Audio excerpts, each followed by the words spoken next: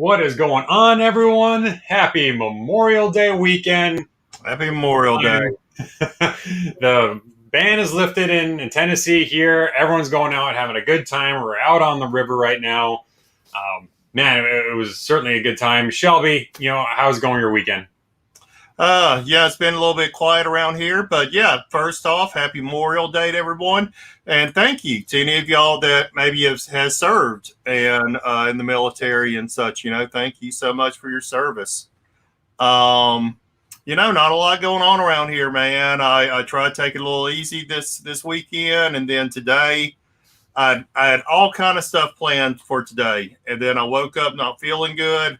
I was just like achy and sweaty and just kind of been under the weather all day. So I didn't get anything that I had planned to do today done.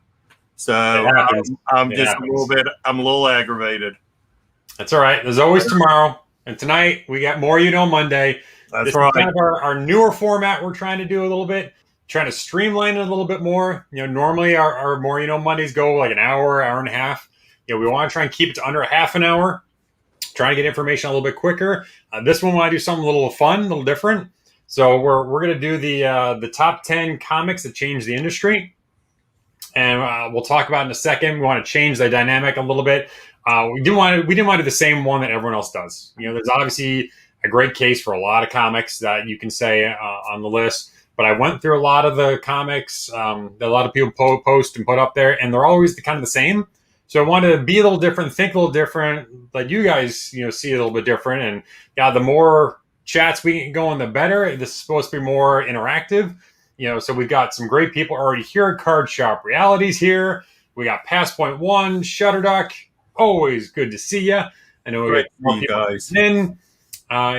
So again, we're gonna move this along. I want to get going unless you got so many updates from last week's show. No. A few people, we got our very first comment on one of our videos. So that was really great, telling us how much they really liked the show and hope we kept doing such great content. And, really appreciate all the kind words. And that's it. Yeah.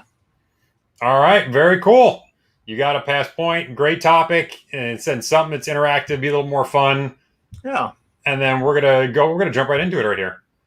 So again, we're talking about comics that really have changed the industry right here.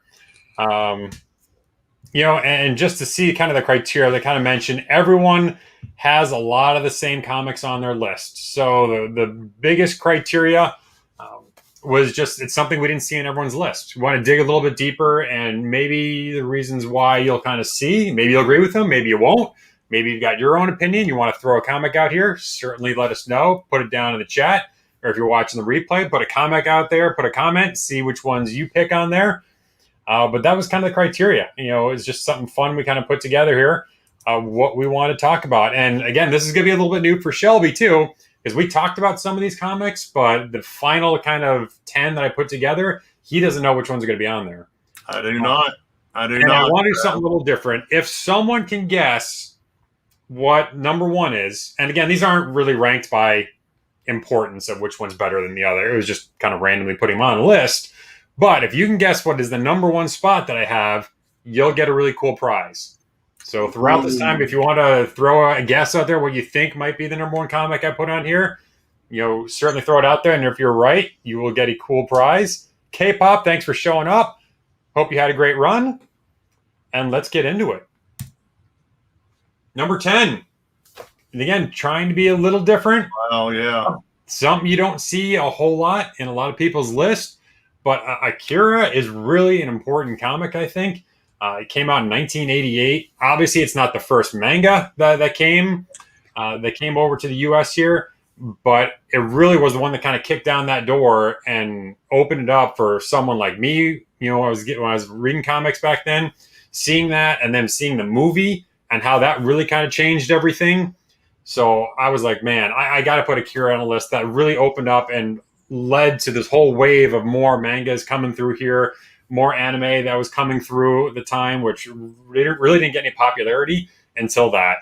What do you think? Yeah, well, first off, Katsuyomo Katsumu Otomo, brilliant creator. He's done quite a few different stories. Akira is probably his most famous one. Done by Marvel, oddly enough, Epic Comics. Epic. We had some independent companies that were doing some manga. I know some of my favorites back then was, of course, like Mai the Psychic Girl, Gray. Of course, later Ghost in a Shell. Well, that was a classic. Yeah, but it was pretty difficult. One, just to translate, meaning literally translating, Japanese to English. But then second is, they have theirs kind of backwards to us, right? So, we open up comics, from the right hand side to the left and read left to right, where theirs is flipped over and opens it up from the right hand side and you read from right to left. So there's a lot of difficulty. I think Akira is one of those that they just literally flipped, right? They did a mirror image. Yeah. So you see a few oddities that come with that, where later books definitely try cutting things up a bit more to where it keeps the creator's intent. So yeah, I mean, and the movie was just mind blowing.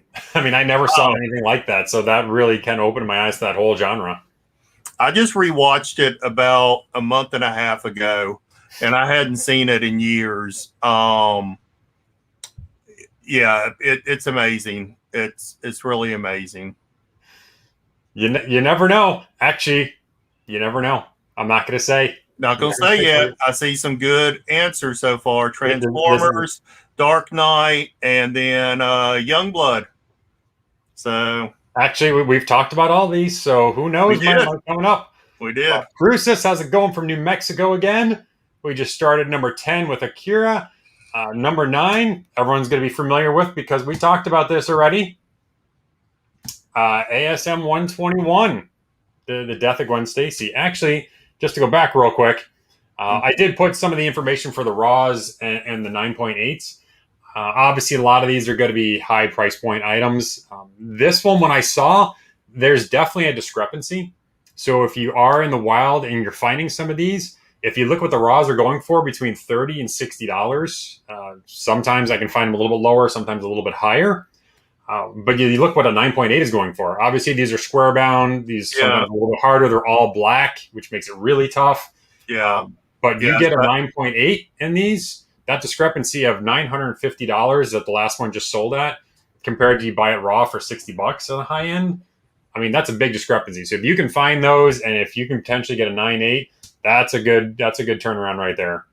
Yeah. I was about to say those were all prestige format. So definitely it's hard to find where they're not scraped up and not opened. Right. As soon as you open up, it creases it. Yeah. Obviously, number 9, ASM 121. We talked about this, the death of Gwen Stacy. I kind of put this on there for a couple of reasons. One, just as an homage to the size of Conway's huevos for coming on as 21 years old, taking over Stan Lee's mantle here and killing off his character right away. you kill off Gwen Stacy. The next issue, you kill off Green Goblin. I mean, a young kid coming in doing that's huge. Characters didn't really die. This is really kind of that, hero didn't save the day. Hero didn't defeat the villain, didn't save the damsel in distress. She died. All right. Yeah. And this is a character that, she's back in comics as like an alternate universe type thing as Spider-Gwen. But yeah, all in all, is one of those few characters that has stayed dead. I know this is one I do not have in my collection. I've always wanted. I've just I'm a little picky on grade, so I hadn't really wanted to shell out the six or 700 for like an 8.0. But yeah, I'll have to admit, I mean, that this is one of those that struck readers hard. And you and I talked a little bit about these death of comics. Probably the biggest one to me is like Death of Jean Grey, Death of Supergirl, Death of Barry Allen, Death of Captain Marvel. And not many of them have stayed dead, but I'd have to admit, the death of Gwen Stacy is definitely one of those that kind of shaped comics. So yeah, it definitely changed things. It changed his direction. It changed how comics are written, more adult oriented.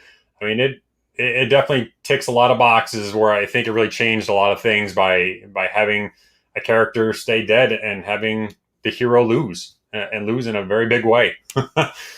Matthew, thanks for showing up. I appreciate you. I know it's a holiday, so you forget it's Monday, but we appreciate you showing up here. Now, if I were to say, awesome Jack Kirby art, for friends, going into space, going on adventures, monsters, aliens, time warp kind of stuff, powers, you'd be like, wow, that's an awesome issue of Fantastic Four. And it's not. It's actually DC Showcase number 6.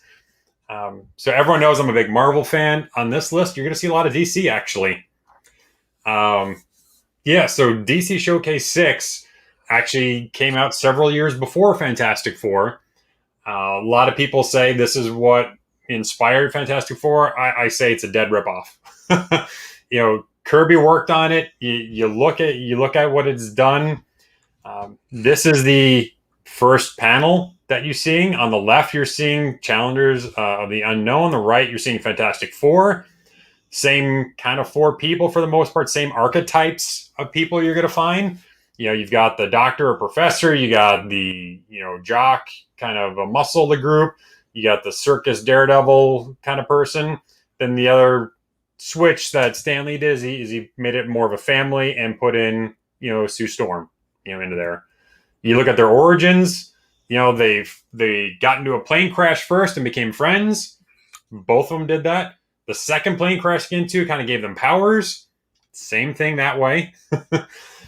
So it's a lot. Oops, jumped ahead there. Sorry, but that's a lot of the same things that you're seeing on those. And without Kirby developing and working on Challengers of the Unknown, you're not going to find Fantastic Four number 1. And we know Fantastic Four's number 1 is so iconic. And obviously Stan Lee putting his own twist on there and getting out there. But man, without this, there is no Fantastic Four, and that's what is on everyone's list is Fantastic Four number 1, how that changed everything. But really, it's this setting the stage for that. What do you think? Yeah, first, hi to Comicade and a few others have just joined in. K-pop. And K-pop says, I think one of his favorites is Inferior 5. Interesting story is, I think before the internet, you got a lot of your information through articles and things like that. And people had always talked about the Fantastic Four being a answer to DC's Justice League, which had come out a year or so before and had a lot of popularity, and that Martin Goodwin wanted a team book for Marvel. And so they produced Fantastic Four. But yeah, definitely in later years, people have talked about the similarities between this being Kirby's earlier work, right? The Challengers of the Unknown, and maybe taking some of those same archetypes and transferring over to the Fantastic Four. So yeah, definitely something I don't think is discussed, as much, but yeah, definitely I would say notable. Yeah, for sure. And to even hammer the point home a little bit more, in the 3rd issue, when it went over into they got their own series, the 3rd issue, they go up into space, and what powers do they get? They come back with this radioactive material, and they get invisibility. They get the ability to throw flames. They get super strength. So it really is kind of tied right there. So it is kind of a cool issue, and like Past Point and Matthew, as everyone's saying, not a huge. What is going on in your shoulder? Yes, the cats have.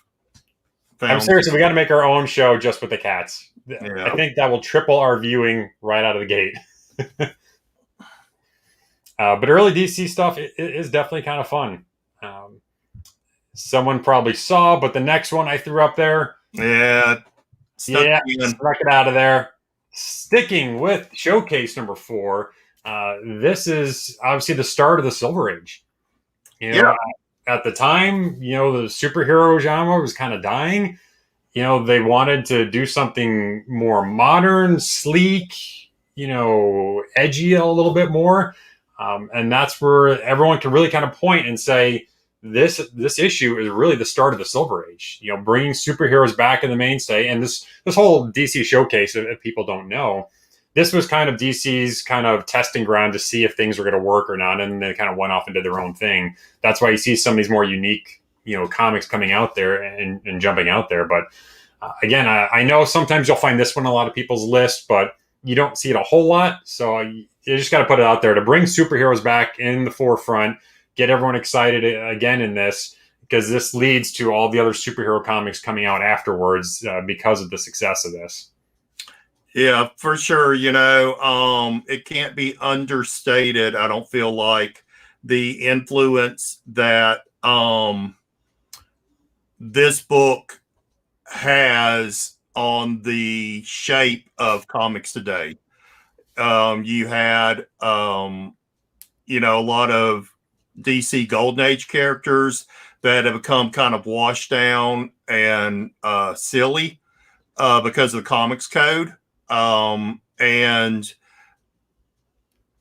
you're talking about post-war America, and you just had a lot of those really silly stories.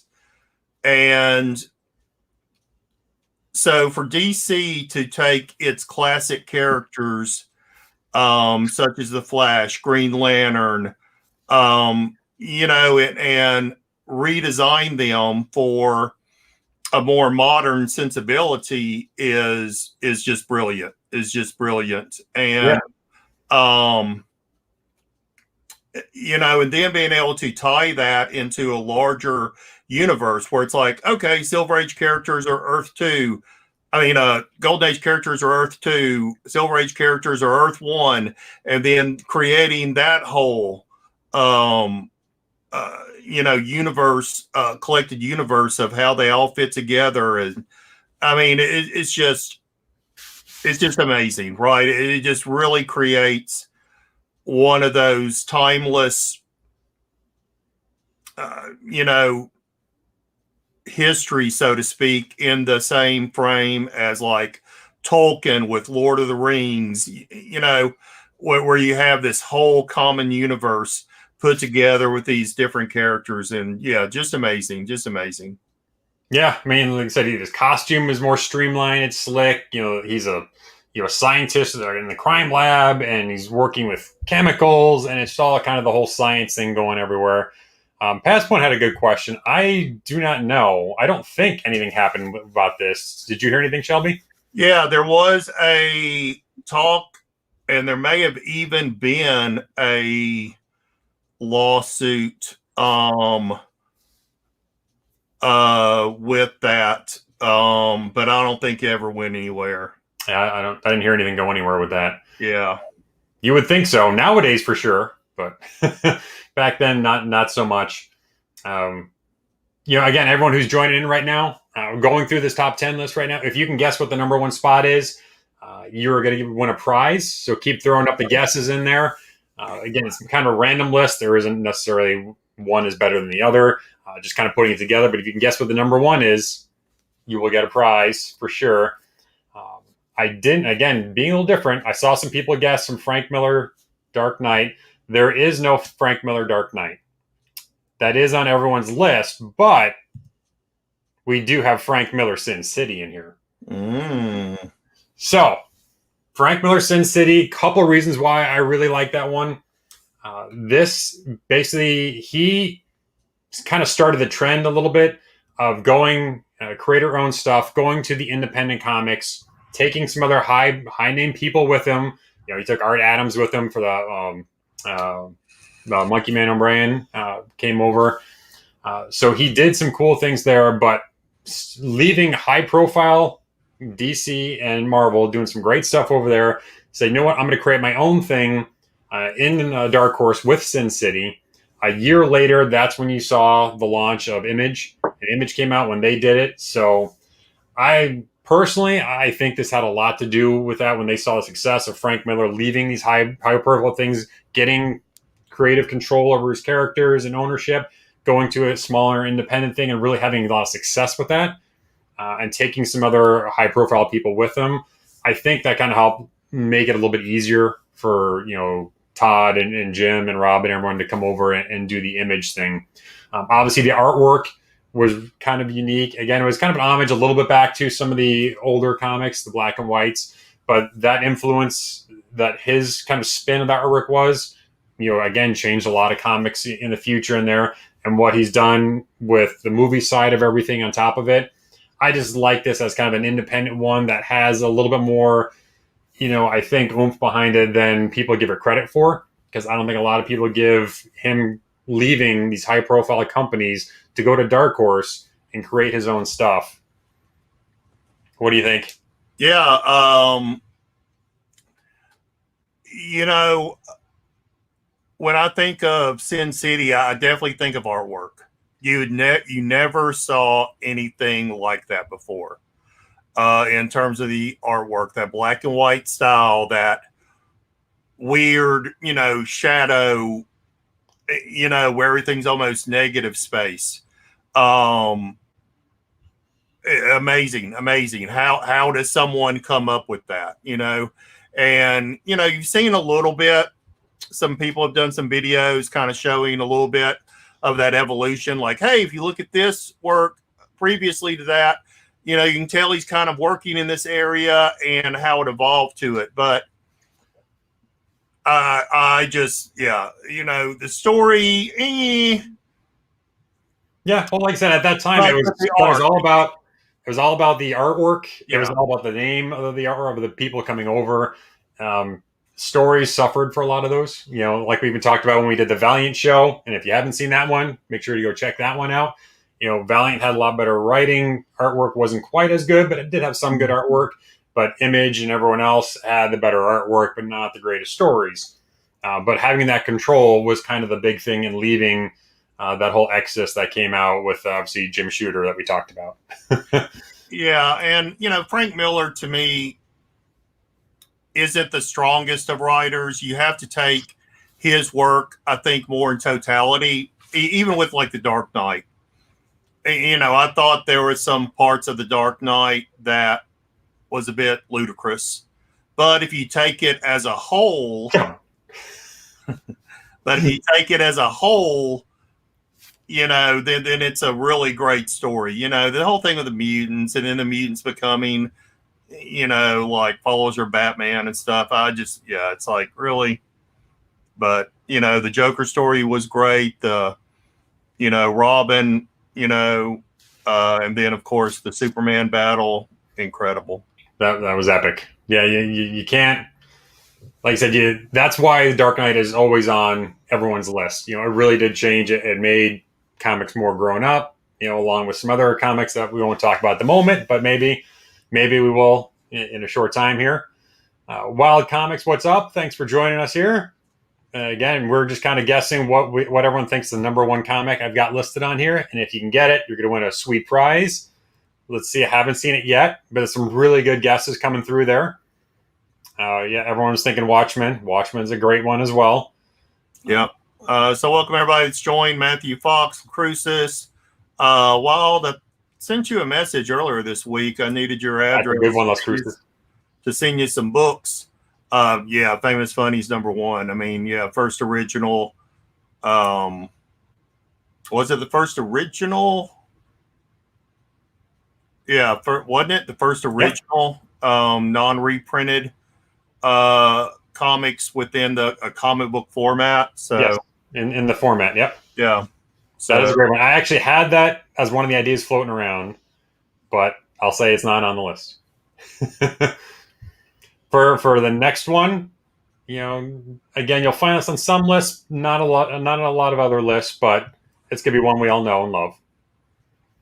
Giant Size X-Men #1. Uh, a lot of people didn't know at the time that the X-Men franchise was struggling. mm, That's right when X-Men's sales started to decline. And it wasn't published monthly anymore. It was published every 2 or 3 months. It was coming yeah, out. So this really revitalized the whole X-Men franchise, and this was kind of what made it kind of come back up to life. Obviously, you got all the first appearances in there. The third appearance of Wolverine, we know it's taken off through the roof. I changed my guess to X-Men '94. Yeah. So again, sometimes it's on a list, sometimes it's not. But I just think its impact that it had, because if this didn't come out, that X-Men title would have been canceled. It wouldn't have kept limping along like that. They would have got rid of it, and they would have gone with something else. So I think this can't be stated enough how impactful just as one particular issue was for the X-Men as a whole. yeah. This is one of those you and I did talk about. Mm-hmm. Like you said, X-Men had been struggling since the early 70s. They had become a reprint book. They, for the past 30 or so issues of their run there, they were just reprinting the older stories, and it had become a bi-monthly book also. And was really ready to be canceled. And then you bring in Len Wein, whom had been doing work with the Hulk, and that's the reason why his character Wolverine was in with the Right. X-Men. Definitely. I mean, you just can't be like I said, it can't be understated. I mean, the X-Men became, within the next 10 years, the most popular comic in the entire world. And, for even as much as you want to talk about how not so good the stories is today, it still is, up there as one of the #1 titles, and the most sought after books. There hasn't been, right now there's just speculation, and I still see, first appearances popping up, of like Mr. Sinister going for crazy money and things like this, and Right. and so it definitely shaped what Marvel became, and for the most part still is today. All other characters fell under the shadow of the X-Men. Because up until then, your popular characters were Iron Man, Thor, Hulk, Captain America, and then all of those became B-list characters, within 10 years under the X-Men. So, Yeah. No, for sure. Like I said, it'd be a different landscape if this book did not come out. Again, a lot of great guesses coming through here. A lot of seen a 15 lot of coming them. through here. Seen a lot of them. Wild, awesome guess. Really close, because the next one is this one. Contest of Champions. We talked about this a little bit again in one of our earlier videos that we did. Contest of Champions obviously came out before Secret Wars and was the influence for Secret Wars. This was the first limited series Marvel ever did. It's the first major crossover that's ever happened. Again, it came out in '92. Secret Wars came out in '84. Jim Shooter saw the success of this and said, hey, let's duplicate it, make it a little bit bigger. And that's how you get Secret Wars come out there. Without Contest of Champions coming out there, I don't know if he ever came up with that idea. But having the success of Contest of Champions out there, again, it's a very undervalued book, in my opinion. You can see the numbers on there, what the raws are going for, what a 9.8 is. I think for the significance of this could be a lot higher. And Joe, man, thanks for showing up here with all the times we've seen you on the auctions, you've never thought to subscribe to me, man. I appreciate you finding us over here. Again, make sure you sub up Shelby if you haven't as well. We go back and forth between both our channels on More Monday. We're trying a little bit different format here, having a little more fun doing this, trying to keep things going. There's a lot of Watchmen guesses going on, but yeah, what is your thoughts on Contest of Champions? I agree with you. Very first limited series by Marvel, one that brought in all the characters from the Marvel universe. And I tell you, as a young teen to preteen, oh man, I went crazy. I went crazy over this, right? All the heroes together, And of course, you have the introduction of the Games Master, which is Jeff Goldblum. So, I mean, come on. Without this, you wouldn't have Jeff Goldblum played. It's worth it right there. There you go. That's why. I mean, I loved all. Even when do you remember like the Avengers annuals and the West Coast Avengers annual? They got all those together, and they would have the Gamesman would be in there a lot, and the Collector and everyone. So those are pretty cool ones. Yeah. Matthew got another guess. ASM, first time we've seen ASM 300 on here. That was definitely a game changer. X Collect, what's going on? Appreciate you joining us here. Well, welcome, X Collect. X Collect, again, where everyone's guessing to see what I have as the number one comic on here. If you guess the number one comic, you're going to win a cool prize. It's random, so it's not necessarily a list of what we think is the best one on there. It's just a random list we put together here. But if you guess it, you're going to win something pretty cool. Okay, moving along. A lot of people I saw mention the Watchmen. Watchmen is not on the list because, again, that's on everyone else's list. But we do get Alan Moore in the list. So you can't have a list without Frank Miller and Alan Moore. This one, X-Flex, what's the clue? You know what? I'll give you a clue, X. The clue is it's not a Marvel or DC comic. That's your clue. I could have figured that one out, though. So that eliminates a lot of them.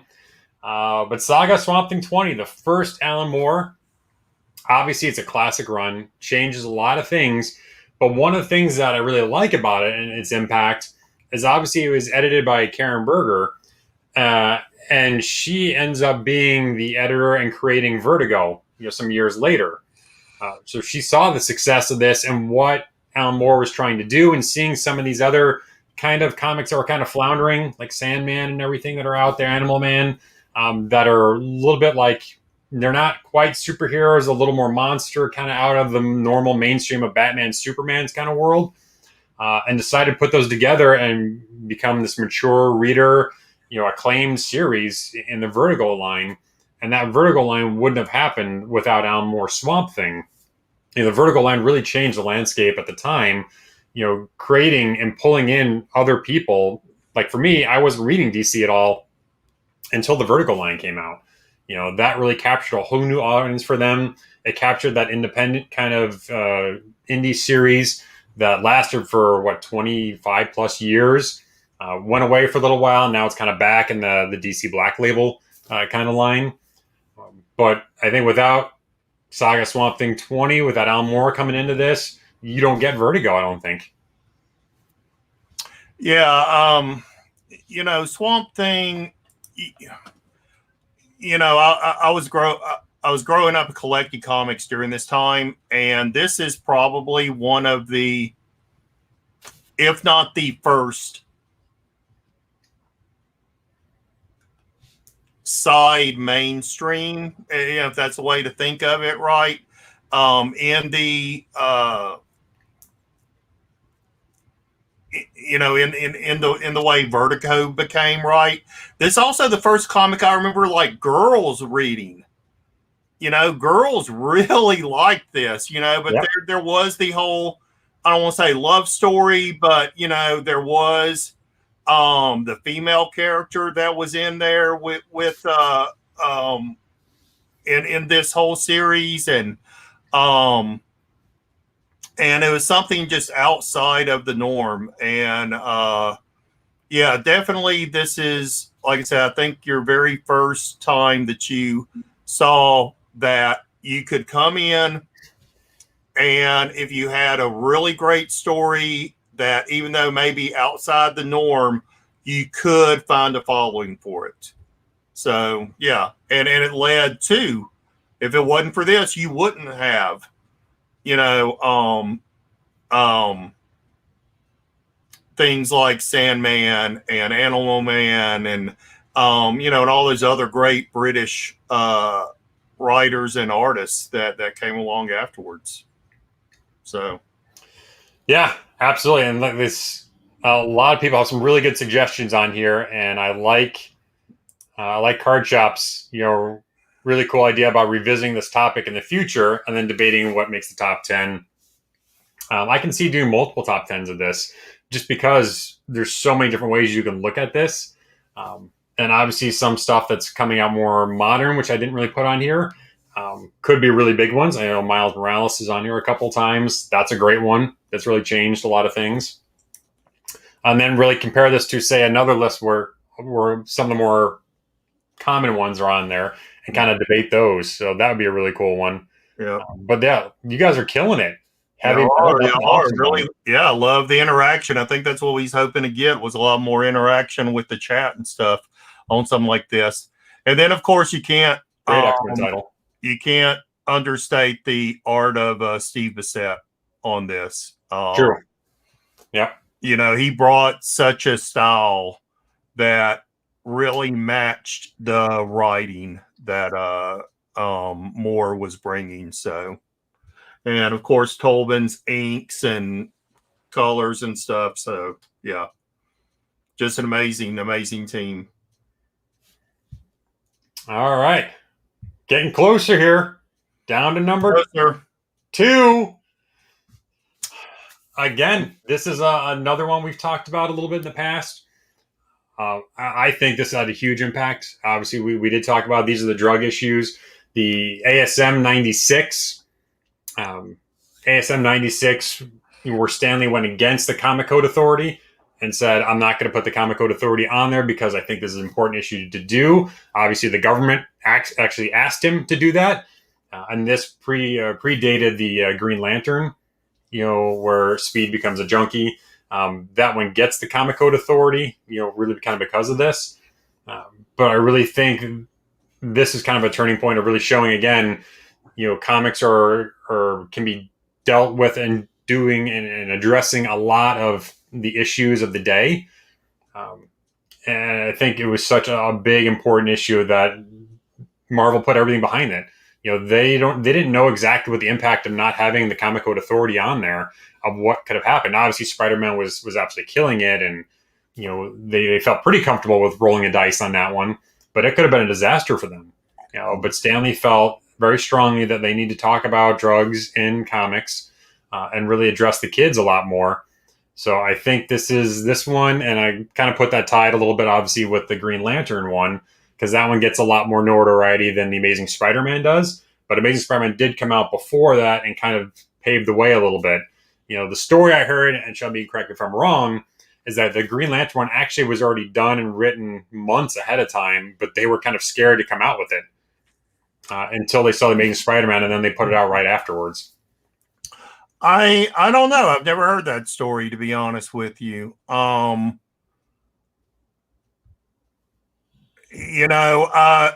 definitely think there may be a couple of differences here. One is, the Amazing Spider-Man was a reaction to, of course, President Nixon's war on drugs, and Nixon, asking Marvel to do something in order to bring attention or awareness to that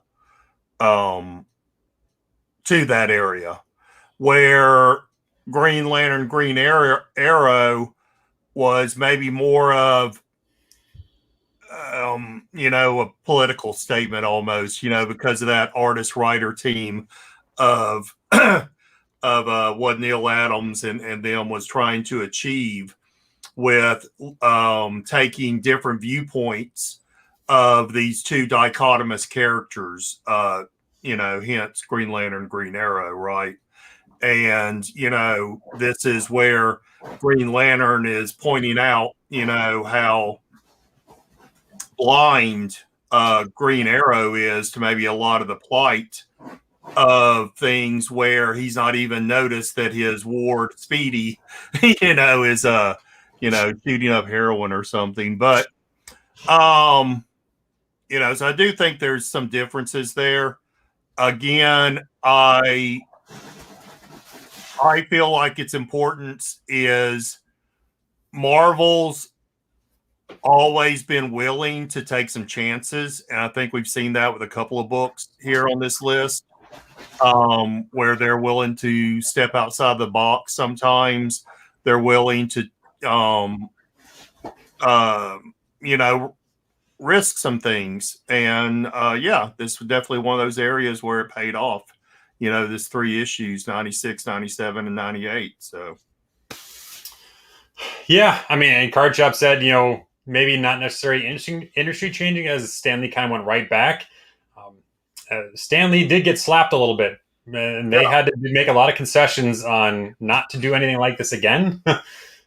So I think he did a lot by standing up for what he did, but yeah, he did get slapped down pretty quick for that. But it did open and loosen the belt a little bit, where more of these things can come out. Because if you don't have something as big as this, then all the smaller trickle down things would have been slapped down as well. But because these couple big things came out, it opened the door a little bit more, and they were a little more lenient of what can be shown. So I do think it's a little bit, but again, that's a great thing about these conversations. There's a lot of different ways you can look at this. And there's still a lot of good guesses coming through. And I will say someone did get it for the most part. So, well, I'll say it in a second here, but there's a lot of great guesses in here. Past Point, Star Wars was actually on the list. I had it between 10 and 11, and I ended up bumping it. But we're going to do probably a whole episode, one of the future ones, on Star Wars and how it really did change and save Marvel. So we will mention that, and that's an awesome one on there, and it really should have been on there as well. That doesn't get enough credit for seeing how it really saved the Marvel universe. You guys are killing it. All right, number 1. One of you already kind of said. Hey, thermal, everyone. Tale 20. So EC Comics horror Las Cruces. That's what you said, man. You didn't get the exact title, the exact issue, but I will certainly give you credit for that, man. You absolutely came through on that. So hit me up on IG. I'm going to send you something pretty cool. But again, this, before the first 19 issues of this, it was either Crime Patrol or Crypt of Terror. It kind of jumped between a couple different things.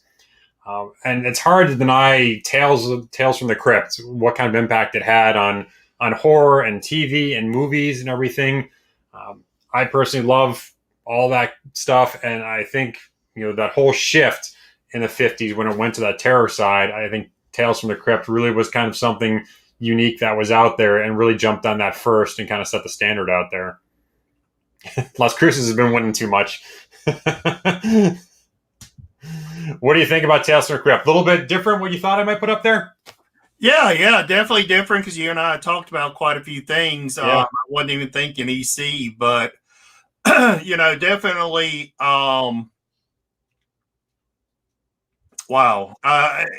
There's so many different things you could say about EC. One, in terms of literary, they brought a lot of classic horror. They even got in trouble with like Ray Bradbury, where they, printed some of his stories without his permission. And, he's like crazy cool about it, right? He just like sent a letter. It's like, oh, I think you forgot to, my name on there. Yeah. I think you forgot to see my check for, for the licensing fee for this, right? Send me $50. And, so they just start sending him $50 checks. But,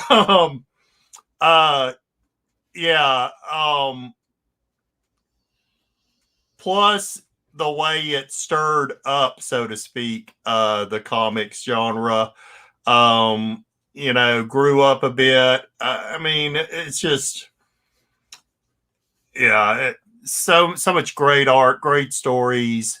And I'll tell you, I do. I love these. They're usually about 4 stories in a comic, short little 4 or 5 pagers, and some kind of weird twist at the end. And yeah, I love this stuff. I love it. Yeah, and like I said, it was just a fun thing we threw together. I would love to be able to go back and in a later date, maybe put another 10 together and compare these with this one here. Because there's been a lot of great interaction. A lot of people had some some great comments on here and what really could be on there, because there was a lot of great ones you guys put out there. Just going through the list real quick, so a couple people jumped in late. We had Akira, in there. We had ASM 121, The Death of Gwen Stacy. DC Showcase 6, Challenge of the Unknown, which predated Fantastic Four and was basically the reason why Fantastic Four was created. And then we had DC Showcase 4, first Silver Age comic came out there, really introducing superheroes back into the genre. And then Dark Horse presents the 5th annual special for first appearance of Sin City and Frank Miller. And then, of course, the Giant Size X-Men #1 were the top of the list right there. Again, really cool list. Something fun. Seems like everyone here liked it as well. And Card Shop Reality had the best comment, showing restraint and holding back from debating. That's a fun thing about this stuff, man. It is fun to go back and debate this, because people had some great things like Valiant they were talking about in there. Obviously AF-15 could have been a great one. Again, that's what it's in a lot of people's list. So yeah, controversial comic list. Yeah, every week I want to try something different like this one, have a different list that's, again, talking about the history a little bit more about the comics and how we can kind of compare things. But these are just fun getting people talking about it. Yeah. And I might have a different list. You may have a different list. Yep. Hey, put your own top 10 list or top 5 list down in the comments below. Absolutely. Y'all talk amongst yourselves and share what your views are. If if someone wants to come on and help share their top 10 list, hey, we would love to have an episode 9.1.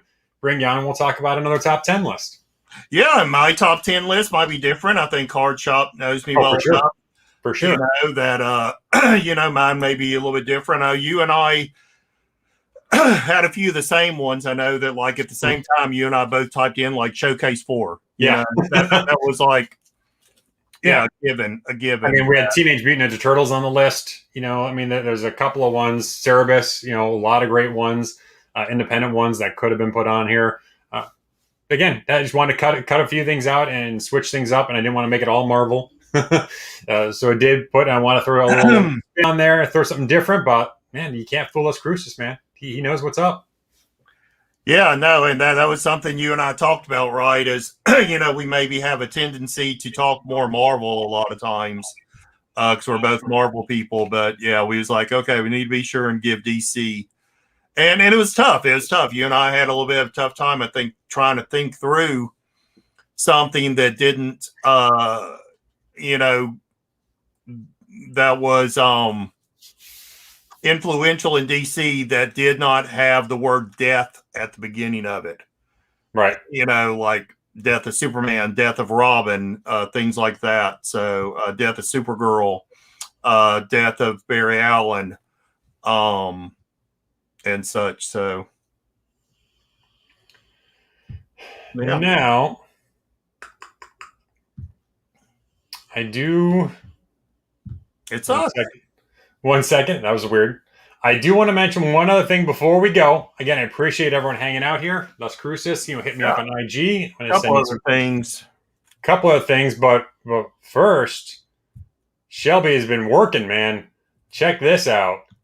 More Monday swag. We got the cool Mark Jeweler t-shirts you can get now, which go, I think we go all the way up to 5X now, right? So actually, there's 2. So what we did is we picked the best quality shirts that we know of with, that's available, and then we cut them at a massive discount. So you can get the tri-blend, which are super great, super comfortable. They only go up to 2X, but then there's the comfort blend, which goes up to 5X. So a couple of people had requested some bigger sizes. It also has a larger array of colors, and $18. $18 for the Comfort Blend. I got this one. I love this one. I love this one. I can't wait to order me one and get it to come in. So we're looking forward to it. We also have like a little devil, which is just a little fun. I love it, man. Yeah, I ordered a couple. We got those coming in. You got some mugs. We got some mugs. We have some tumblers. Yep. They're about $20 each, but and then of course you got the Shelby Comics merch down below. But yeah, definitely pick up those, and I'm sure you probably dropped the link in the description or something. It's going in right now. Going in right now. Okay. Yeah, the Mark Jeweler one is awesome. Have a Mark Jeweler T-shirt like that. No underoos. Do you got underoos? That would be awesome. We should. Yeah, that we can do some V-necks and stuff. It's just right now a couple of images of this kind of square, and it just doesn't fit with the V-neck style. But we're gonna come up with some other artwork and stuff that maybe will fit with that. But yeah, that'd be nice to see some ladies and some V-necks. I agree with you. Matthew, you can trim and cut the shirts however you want. We have the scissor option for you, Matthew. So, yeah. Let's see. What else you got, Shelby? Can you think of a good trivia question from the show tonight?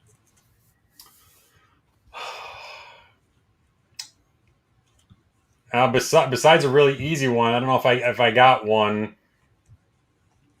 What do you got for yours? I'm just going to do kind of an assortment of stuff. So I'm going to send out like this really cool Virgin cover of Amazing Spider-Man Velocity. I happen to have this laying around, a Spawn number 10 and near mint grade. So I'm just going to throw together like a little assortment, That's awesome. Of some books, maybe about 3, 4, 5 books, just a little assortment. Say thank you for tuning in. So nothing special, but since we had a top 10 list of assorted books, then we're just gonna do a little Shelby Comics care package of stuff. But I'm trying to read that. I just don't want to mess up that sweet logo. I mean, my friend did. Oh yeah. for his midriff. Yeah. Yeah, the Ultimate War style Hulk Hogan. That's the way to do it.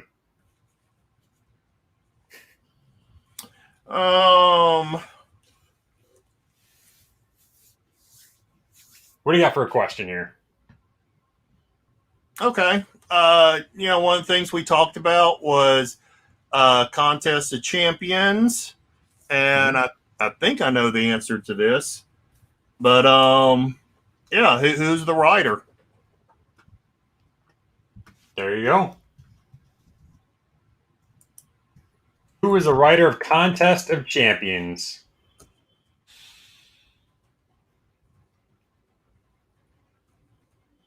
It's not Jim Shooter. Oh, okay. Maybe I don't know then. Oh.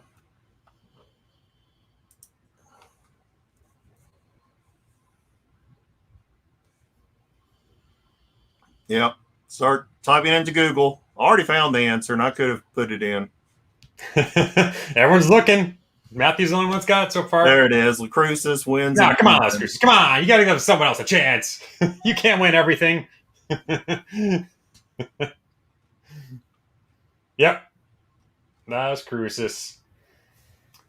Jim Shooter saw that, and obviously that's when he came up with Secret Wars because of the success of that. But yeah, Las Cruces got it again. Southern Comic Geek, welcome. Appreciate you showing up.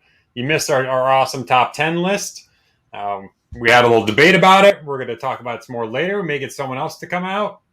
Maybe Card Shop, if you want to. You're more than welcome to come on the show. Talk about what your top 10 list would be. Las Cruces for the sweep. You got it. Yeah, but of course that means he can't win again for 2 weeks. So we'll make a rule. We're gonna call it the Las Cruces rule. That's right.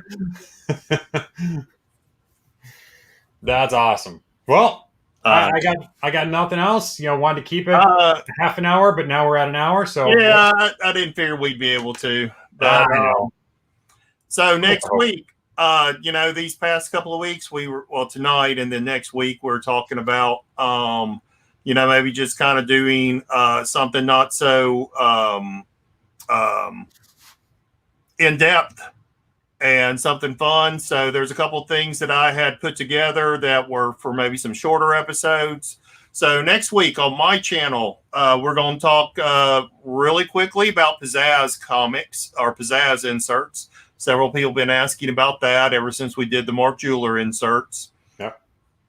So I have a couple slides about that. But then also I put together just my point of view about why people think there may be a comic bust coming up. So that's going to be a good one. Yeah. So I kind of did some compare and contrast between what we saw in the mid-90s to today. And we'll just have a little bit of a discussion. So, because we have gotten a lot of questions about that.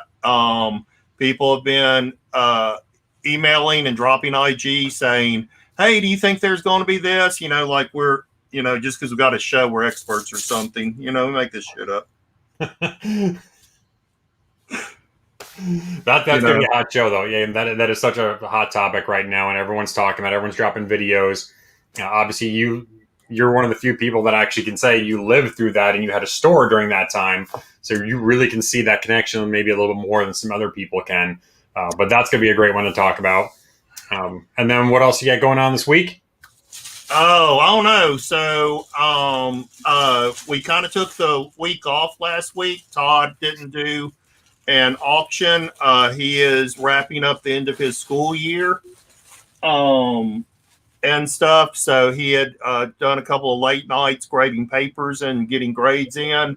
So we took the night off. But, the way I told him to is like, dude, we might take one night off every 3 months. So, I think we deserved it. But this next week, wait and see if there may be one on Wednesday. I'm not sure. Definitely we'll be back at it on Saturday, and then Thursday should be on Thunder God's channel. Yep. Thursday we'll both be in the Thunderdome. And then Sunday, we've got Samurai Sunday. This is the week for Samurai Sunday auction. I think, Wild, correct me if I'm wrong, it's on your channel this Sunday. But the last couple have been killer. Some great deals on that. And then back here on Monday again. So that's all I got going on. Thursday, Thunderdome. Friday, Sunday. Yeah, Sunday. Samurai Sunday. So that's it. Yep. And I'm always dropping videos during the week. I just dropped one yesterday. I got in my Marvel Collector Core box. Oh, nice. Yeah, it wasn't nice. It's always the same. It's two That's a cool box, t-shirt. 2 pops, a t-shirt, a pin, which the pin was kind of cool. It's a little like timely Captain America shield. Captain America shield. So, sure. Yeah. And then a really cheap sticker. But, maybe someone might find that in their box or something. Hey, glitter and duct tape. One of my favorite peeps around here. Yeah, sometimes you just need a break. So I had some things I had to do Saturdays too. So but yeah, I think that's it. All right. Appreciate everyone. Everyone, great interaction in the chat today. I appreciate everything. Sub everyone else up. Yeah. Everyone puts a lot of great content here. We've got a great community both on YouTube and on IG.